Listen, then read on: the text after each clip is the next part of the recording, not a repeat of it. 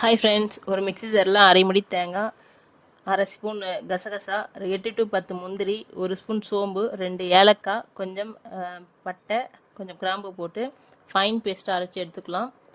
ஒரு குக்கரில் கொஞ்சம் எண்ணெய் ஊற்றி 2 ஏலக்காய், 2 பட்டை, 3 கிராம்பு, அரை ஸ்பூன் சோம்பு, பிரியாணி இலை போட்டு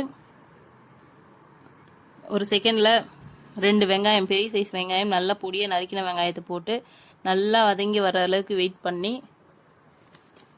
ஃபுல்லாக வதங்கி வந்ததுக்கப்புறம் ஒரு ஸ்பூன் இஞ்சி பூண்டு பேஸ்ட் போட்டு அது பச்சை வாசனை போகிற அளவுக்கு வதக்கிட்டு 2 பச்சை மிளகா, நல்லா பெரிய சைஸில் தக்காளி 2 பொடியாக நறுக்கி போட்ட தக்காளி போட்டுட்டு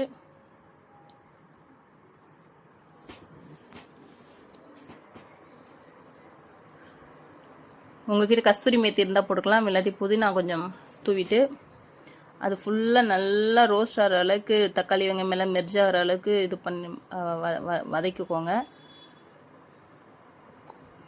அது வதங்கின உடனே காய்கறிகள் உங்கள்கிட்ட என்ன இருக்கோ அதை வேக வச்சு எடுத்துகிட்டு பச்சை பட்டாணி அதெல்லாம் போட்டுட்டு கொஞ்சம் மஞ்சத்தூள், வீட்டில் அரைச்ச மிளகாய்த்தூள், கலருக்காக காஷ்மீர் சில்லி பவுடர்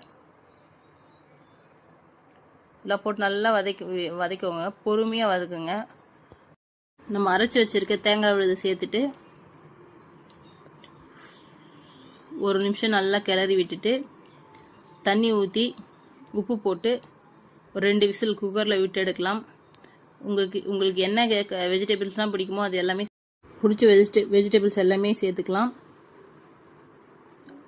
ஒரு 2 விசில் வந்த உடனே கொத்தமல்லி போட்டு எடுத்துட்டா சுவையான வெஜிடபிள் குருமா ரெடி.